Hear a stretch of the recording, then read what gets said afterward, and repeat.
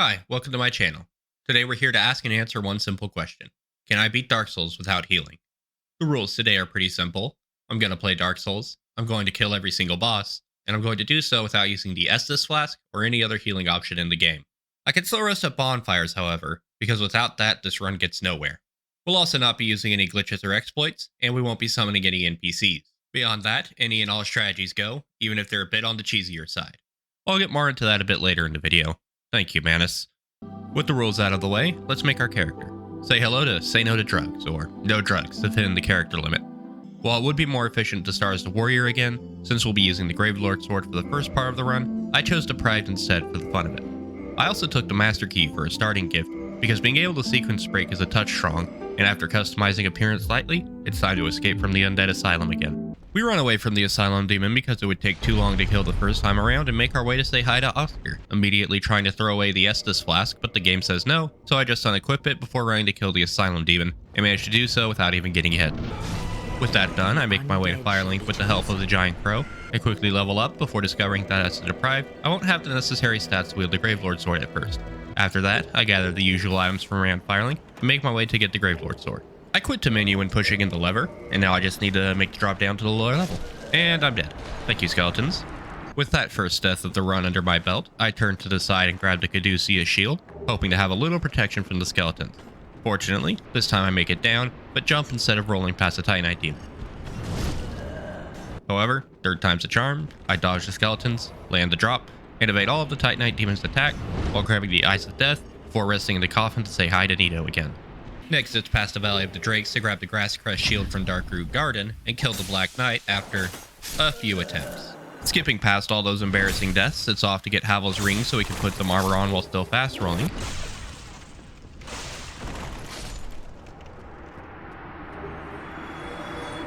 With that dealt with, I grabbed the longbow and leather set on the way to Andre, before resting at the Undead Parish bonfire and then taking out the Titanite demon. After that, it's off to Lautrec. This section in particular would have been a lot easier if I had gone with the warrior, as I could have gotten my strength high enough to one-hand the Gravelord sword. But the choice was made, and we're going to run with it. Once Lautrec is free, I do some housekeeping in Firelink, can evict the Crestfallen warrior for loitering, and Lautrec for plotting to murder the Firekeeper, before equipping the Fap ring and heading back to the parish. It was at around this point in the run that I asked Chad if I should get the Bastard Sword to plus 15 before fighting any of the major bosses, and they said yes, so the next couple hours were focused on farming the necessary materials. First up were the Hollows and Balder Knights in the parish to get the regular shards for a plus 5. With the first set of upgrades, it's time to make my way down to Capra so we can get the Depths Key for the large Ember. This part was especially annoying because of the sheer number of enemies in the lower berg tripling or more the time between attempts. The first time I got to the Fog Gate, and decided to see if an alluring skull from outside would work to distract Capra and his dog, but it had no effect. Combine that with all the damage I took getting here, and I barely reached the stairs before they kill me.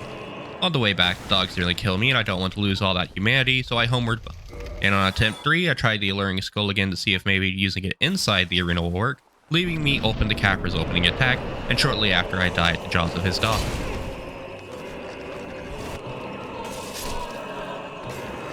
With that figured out, it's time for attempt number 4, where I fall back on Old Reliable, using this ledge up top to evade Capra while dealing with the dog, and then fighting him one-on-one, relying on my dodging skill to put him in the ground where he belongs.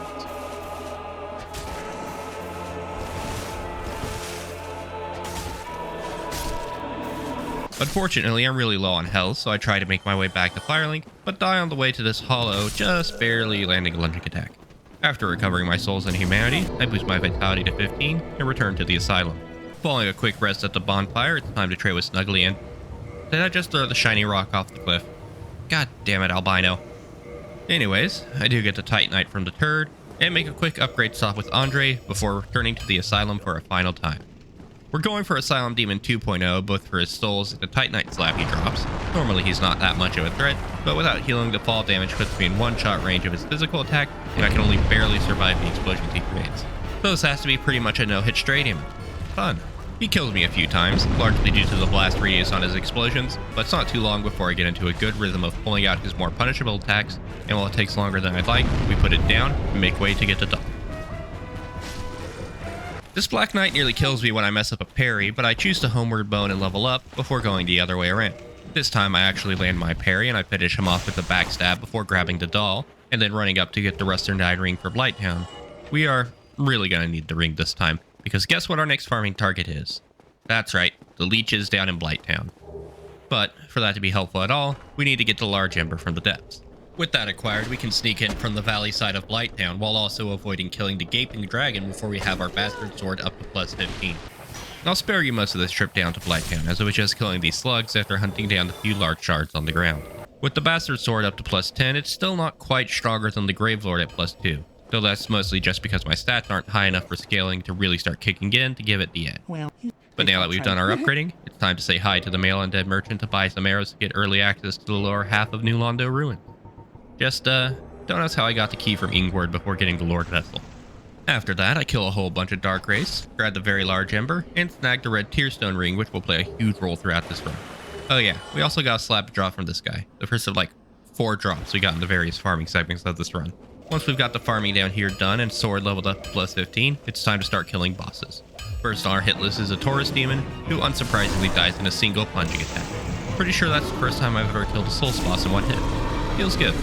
After that, I go to free our Pyromancer buddy, but accidentally bump my right trigger and kill him, which feels way less good. But after that, I make my way to the bonfire in the depth, and then it's off to Gaping Dragon, though I do open the shortcut door just in case. Gaping is pretty fun this time. I was half expecting to just steamroll it, and I do open with cutting the tail off, but it immediately counters with a grab, putting me down to 1 hit rate. Unfortunately for it, I've got the red Tearstone ring equipped, and holy hell that health bar is disappearing fast. Well, with Gaping dead, it's back up to see what this combo can do against the Moonlight Butterfly. Or it would be if it would have even gotten me into range, but even without the extra damage, it's a DC1 cycle. What else could be interesting to test this on? How about the Hydra? After killing it, we can also go free Dust to finish the first step towards accessing the DLC. Good thing this isn't a deathless run, as I died the first time for it. Next time I cut off a few heads, then blink away at it with the longbow before... Ow! Rude of you, Golden Golem. But don't worry, next time I get my revenge and rescue Dusk for the first time. I consider going after Sif, even enter the arena, but decide I want the alternate cutscene, so exit out, and instead join Alvina's Covenant. Wilt thou not join us? Oh, yes, I believe we would suit thee well. I am very glad. But with this spared for now, our next target is the Gargoyle. On the way up there, I get down to red Tearstone range, and while I don't quite one-shot the first Gargoyle, and only stay alive with a couple pixels of health, I do finish the second in 1 hit, and then ring the bell. After that, it's a quick jump down to fight Quaylang, who doesn't have a good time against me. These early game bosses just aren't built to tank hits from a plus 15 weapon for very long. I almost managed to no-hit her, but then she uses this weird lava fart attack that I've never seen before right at the end. With its guardian out of the way, I ring the second bell, desecrate Quaylana's grave, and knock Ceaseless down to his death when he tries to punish me for robbing his sister's grave. Unfortunately, I forgot to start recording for most of Sin's Fortress, but while I did die a couple of times, it doesn't take all that long to get up to kill the firebomb throwing giant and the iron golem. I was a bit disappointed that my positioning wasn't right to knock it off the ledge, but a boss kill is a boss kill. In Anor Londo, I cut off the first gargoyle's tail, then sprint across the rafters, kill the other gargoyle, then die while grabbing great magic weapon. And trust me, in the long term of this run, that was a very worthwhile trade. I recover my souls, then make my way into the Painted World.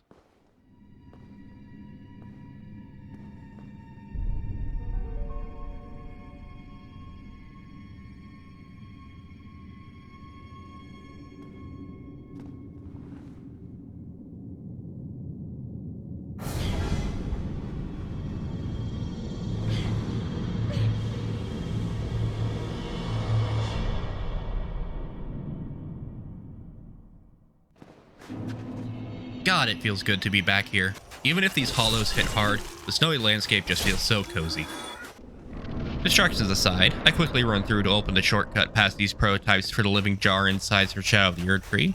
Speaking of which, what the hell, Miyazaki? I can never look at Alexander the same, considering that's probably what he would look like if you peeled away his jar without killing him. Tangent aside, I make my way into the well and open the path to Priscilla, but get ganked by the 11 billion bone wheels while trying to get up the ladder.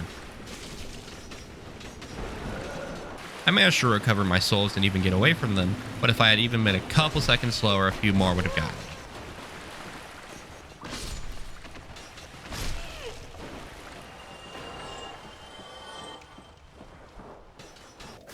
I take a quick rest before going to Priscilla, I know this makes me a horrible person, but she's technically a boss, and I did say we're doing every single one, so... Sorry. I used the choke point near the plank she asked us to walk off to get easy hits on her while she's invisible, but trading blows makes it a really close fight. With the painted world cleared, it's back to the Anne Orlando bonfire to spend our souls. Once that's done, I run past the giants outside the main door and kill the first set of bat-winged demons, but the second set kills me. Second time around, I managed to aggro them one at a time, killing first one, then the other. After that, I tried to get the Great Bow Silver Knight to switch to his sword for a parry kill, but he insists on shooting this corner, so I lie attack him a couple of times before he offers a parryable attack to finish him off with. Inside the main cathedral, I say hi to Solaire, grab the Occult Club and Havel set, and kill the mimics, before clearing out the Silver Knights and open up the shortcut to Ornstein and Smough. On the first attempt, I barely managed to kill Ornstein with a hit from Smough pushing me into Red Tearstone range. For Super Smough, it looks promising at first, but I fumbled a dodge on his charge attack with the hammer. I then failed to reach phase 2 on the second attempt, and on the third I was already down to one hit range, but with no Red Tearstone effect. On my fourth attempt, I managed to recover my souls and humanity, but failed to even get Ornstein halfway down. Fortunately, it only took those few failed attempts to jog my memory, and I managed to bring Super Smough down without getting hit. I then go say hi to Guinevere and get the Lord Vessel. With it, I warp back to Firelink in order to get the Dark Moon Seance Ring and go visit Gwendolyn. The first time down here, I look straight through the bonfire without seeing it, and make my way into his boss arena. Initially, I planned to run all the way to the end of the corridor because I'd never done that before, but he had different ideas and deleted me with a single burst of magic. When I get back down here, I actually see the bonfire before trying one more time to get to the end of the hall, but conclude that it isn't worth the risk/effort. On the third attempt, when I just bonk him with my sword as much as possible, I finish him right as he tries to teleport away. On the way back from Gwendolyn, Great Magic Weapon's low stat requirements pique my interest, and I quickly drop off the Lord Vessel before looking up the closest catalyst I can get, and land on the basic one from this guy right outside New Londo. Ability to cast a spell acquired, I make my way to the Archive Stack as the DLC, running away from the Anne Orlando Firekeeper since she was a touch upset that we killed Gwendolyn. How did you ever get? Surprisingly, the second pig actually manages to gore me on its armored tusks the first time, but the second time around I almost get the pendant, but die to the Crystal Hollow. Luckily, third time's a charm, and I managed to get the pendant. I then somehow have half my health bar taken off by this archer, who didn't even get a headshot, before making it back to the Painted World to try out Great Magic Weapon on this big guy. Testing done, it's time for the DLC. Let's see how the Sanctuary Guardian likes our damage. Damn, that's nice. Not as much as I'd hoped, but still gonna make this guy a lot easier. Which is gonna be helpful because I have not fought him in a very long time. Though that was also without the Tearstone active. Oh wait, shouldn't it have been active at the end? Crap, I didn't have it equipped. One sec, please. Ow. But damn, that damage was both active. We should be good this next try. Or maybe not. Holy hell, it's hitting. Wait, where'd he go? That was quick. And we even got the tail cut. Nice. With the path to the main chunk of the DLC open, I make a quick stop to get the bottomless box since I can't have the grass crest and our catalyst equipped, and it'll make quick swapping easier. I also grab all the spells from Elizabeth before making my way into the woods and promptly die to one of the gardeners. After recovering my souls, I make my way to the Calamine bridge and die a little later to another gardener. I recover my souls again and fall down a pit. Well, at least it wasn't the gardeners 3 times in a row. After recovering my souls for a third time in this area, I make my way down to Lift, say hi to Chester, and open the shortcut to the Sanctuary. I level up my attunement so I can have a second spell memorized at once, and make my way to fight Artorias. The first try goes better than I expected, but I get greedy when going to keep him from buffing. Second attempt I die because I forgot to buff, though was trying to quick swap in the middle of the fight. And third time was charm once again. I don't even know how I managed it. He got me down to a pixel of health at the start, and then I somehow managed to evade everything and put him down. It was super satisfying to somehow clutch this fantastic fight.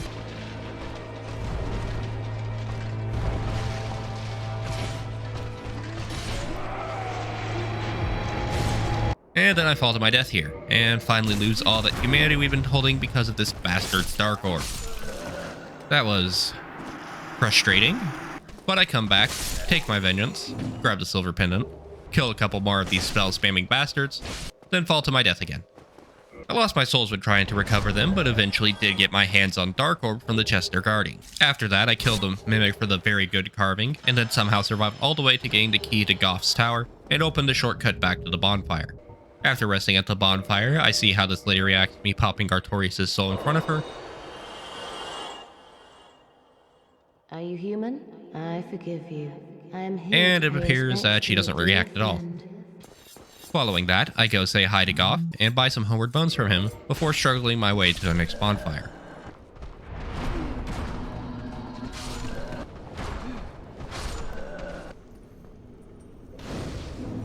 From here, I free Sif from the humanity sprites before farming back all the humanity we've lost. When that's finally done, I make my way down to Calamine's arena, then run back and ask Goff for a hand downing the big bastard. After that, we start on the long process of bringing the dragon down. This was rather frustrating with the dozens of times I died due to the limitation of no healing, and these dogs would have driven me crazy if chat hadn't suggested I use hidden presence to reduce their aggro range. With that done, the other major struggle with Calamine is that I haven't fought him in ages, and don't have the dodge timing for most of his attacks down. The flying attack where he pokes you with his nose, and this one where he brings the back foot down after stomping with his front feet gave me trouble in particular. Eventually, I decided that it'd be faster to get some more damage before grinding him down, and chat let me know about Crystal Weapon from Logan, so I quickly free him, die to Seeds, and then free Logan again to get the spell. Or I would if I didn't accidentally do a heavy attack that hit him.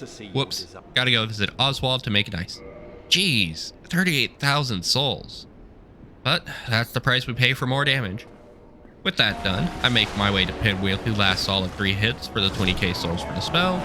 Then I promptly lose them to gravity, so it's back to the Painted World to farm what's needed. Buy the spell for real this time, and then farm up the levels to be able to cast it. Well, that only took too long. Time to test it out on Calamine. Not bad, but I definitely need to get good against it. After a few more attempts, I get my act together and put him down right beside the ladder. With that done, I gather the items from around the arena and... oh shit, Firekeeper souls heal you? 1 second while I throw myself off this cliff to atone.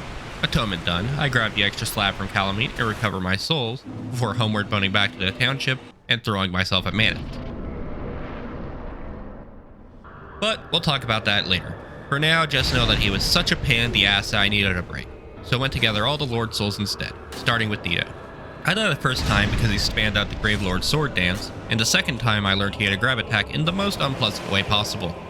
As is often the theme this run, third time was a charm however. He only used the dance once, the skeletons charged in fairly quickly, and I see him about to use his miasma attack early enough to avoid it, before making the first of the dead the first lord to die as well. With Nito out of the way, I make my way to Seath. The journey itself kills me a couple of times, and the clams made it into the boss arena, but with a return to menu, I can cross the fog gate to keep them out of the fight, and discover that the primordial crystal stays broken if you quit the menu. With that knowledge, I bonk Seath repeatedly with my bastard sword, sever his tail for the moonlight greatsword to store in the bottomless box, and finish him off with one main bar left. Next up, it's the Demon Ruins boss rush. I drop down here to dodge the Capra Demon Horde, put the centipede thing down in like 2 hits, and get to Asylum Demon 3.0. He gets us low, but with Red Tearstone we do a wonderful 666 damage per hit as we finish off the family of Asylum Demons. With that done, I head back to the Daughter of Chaos Bonfire and, fair lady, are you feeling okay? Weird glitch, but I go and farm up the humanity to get into the hallway through the Chaos Serpent door to kill the maggot that would otherwise drive Solar crazy before going for the Centipede Demon. He kills me a couple of times, but in the end I get my act together, and the combination of Red Tearstone and Crystal Weapon put the demon down with a mere 5 blows.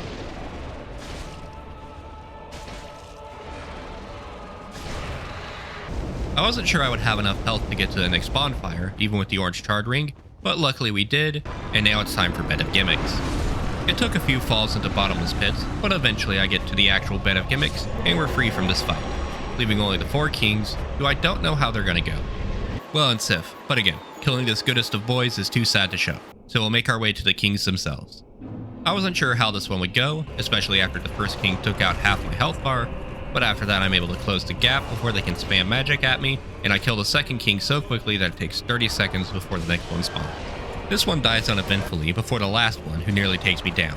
My heart was beating at a mile a minute as I tried to avoid his last few attacks, and even whiffed the first killing blow. But, with a little energon and a lot of luck, I take down the 4 kings on the first attempt. Well, I suppose I put off talking about Manus as long as I can. I died to him dozens of times before finally resorting to cheese to get the kill rather than filling my drives with failed attempts. It was specifically this spaz-the-fuck-out.exe attack that pushed me over the edge. Specifically when I discovered he could spam it back to back. But before resorting to cheese, which we'll get into shortly, I tried a variety of weapons and builds, including a good bit of farming so I could use the Crystal Catalyst from Logan. Could I beat Manus in a normal fight without healing? Yes, but it would take a horrific number of hours bashing my head against a brick wall that is the father of the Abyss. So, how did I actually put him down? Well, it's finally time to talk about what is a cheese versus what is an exploit and what is a glitch. The way I see it, a glitch is where the game does something it shouldn't. Think the Skyrim space program or the randomly T-posing NPCs in Cyberpunk at launch, or any number of ways that mechanics are not working as intended. Glitches may or may not be repeatable, as sometimes the code just has a moment where it needs to get its act together. After glitches, we have exploits, which I would describe as using a repeatable glitch to your benefit. An example of an exploit would be something like the Fortify Restoration loop in Skyrim, or quite a few speedrun skips. Using what I'm familiar with, the Super Fastball in Titanfall 2 is another example of an exploit, as you need to use a glitch to put yourself into a low gravity mode before getting thrown by BT.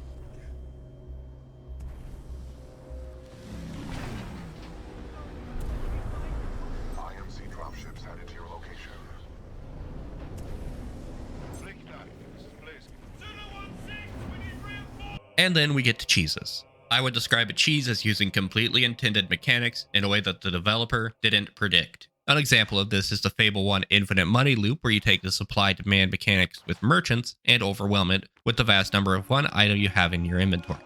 You essentially sell the merchant so many of one item that it drops the price because they have so much, then you buy all of them and it shoots the price back up because, oh, we don't have any, allowing you to sell high, buy low from the same merchant, infinitely growing your wealth. Another example would be, again going back to Titanfall 2, this jump here. You take the existing movement mechanics and use them to cross this gap that they don't intend you to, and then you have to walk across an invisible trigger here to open the path forward. And lastly, we come back to Manus. If you have a longbow with feather arrows, and it has to be feather arrows, with standard the range is enough to still do damage, you can line up with the reticle, then need to pre-aim to get the right angle so your arrows don't hit the bridge to the fog gate or land short of Manus.